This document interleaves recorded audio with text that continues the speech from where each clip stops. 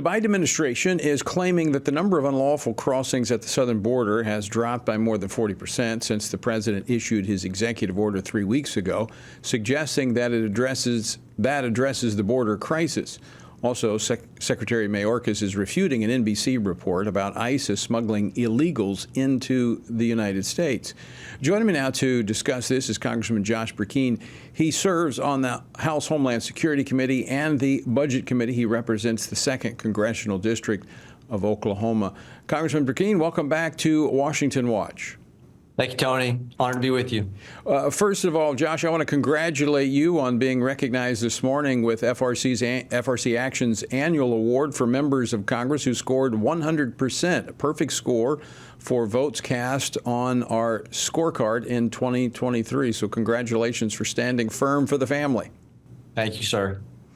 I want to ask you about this. Cochise County Sheriff Mark Daniels in Arizona is among those on the border who are questioning the Biden administration's report. He says they're not seeing a difference down there, and it's frustrating to hear this administration celebrate when they're still seeing tragedies every day on the border. What do you know about that? Well, I think that San Diego, as soon as this executive order came out, that sector was talking about they were given direct orders. These are CBP officials to disregard deportation for 100 of 195 different countries.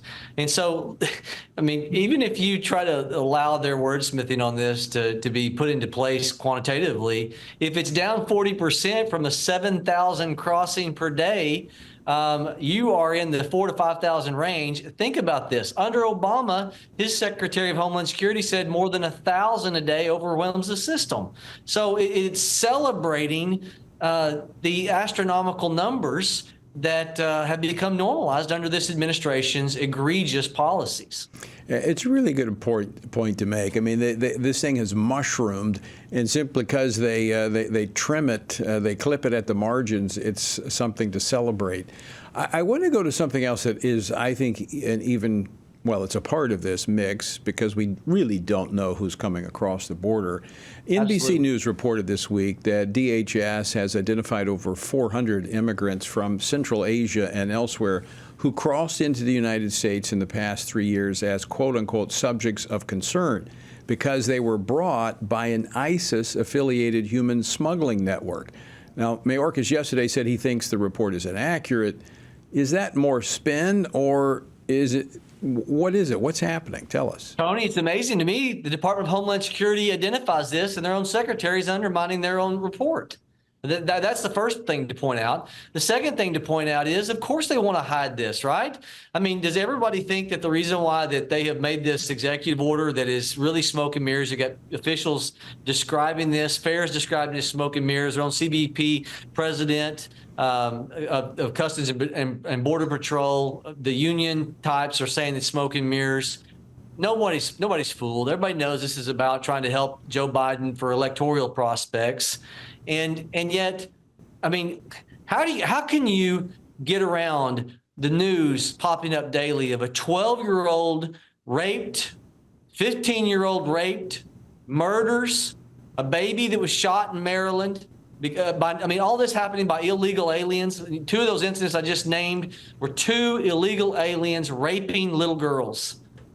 This is astounding. It's egregious. It's heartbreaking.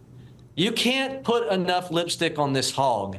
They have made this country unsafe because of these egregious policies designed to make sure that they can maintain power because they want the census changed and they want people to vote. And it's the same administration that's using every entitlement program. Maybe I'm embellishing a little bit, but entitlement programs, we'll say, generally, we're learning about in Congress. They're sending out voter registration information through these entitlement programs because they want these people who receive government support to turn out and vote. They're worried about the election, and it's just astounding how personal ambition is triumphing regarding our own national security because they want to stay in power.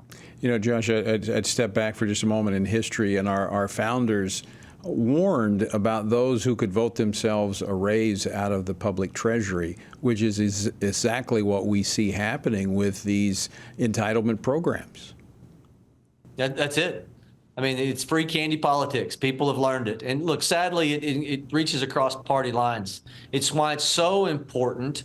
And I hope we get to transition to that conversation about party platform. But it's why it's so important, Tony, that Republicans, what attracted me to a party of godly principles and fiscal responsibility, is we run the opposite. We are a republic, not a democracy that's built upon populism.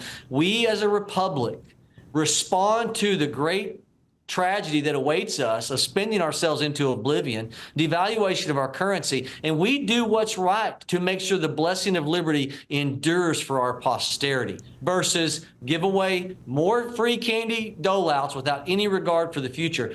As it's been said by Jim DeMint, and I like to quote him often, we're not that.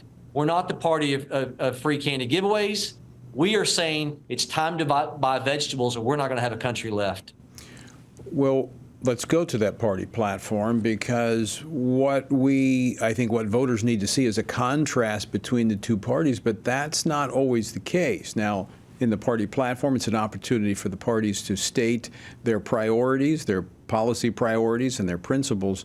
But oftentimes what we're seeing are two parties, one in the HOV lane speeding down the road, the other just over in the slow lane. There needs to be going the opposite direction. How important is it that the Republican Party clearly articulate those principles coming up in Wisconsin in just 2 weeks? Look, I think it's extremely important. I've got some, concerns about anyone that would go into the Republican Party platform and try to remove any of our biblical virtue elements. As a social conservative, that attracted me 20 years ago when I went to work for Tom Coburn. One of the things Tom Coburn had me do when I was working to help him, among many others, run for the United States Senate, I lived in an area of Oklahoma that was full-on Democrat controlled, but it was an evangelical part of Oklahoma. And he gave us instruction. He said, I want you to take the party platform, and I want you to go out and I want you to educate the voters.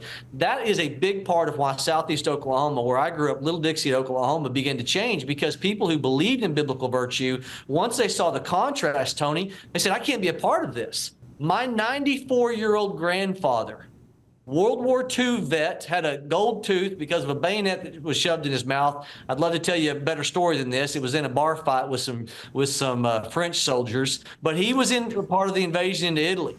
In my 92, 94, I can't remember what year this happened in his life. He had been a Democrat his whole life. Tom Coburn was the first Republican he ever voted for.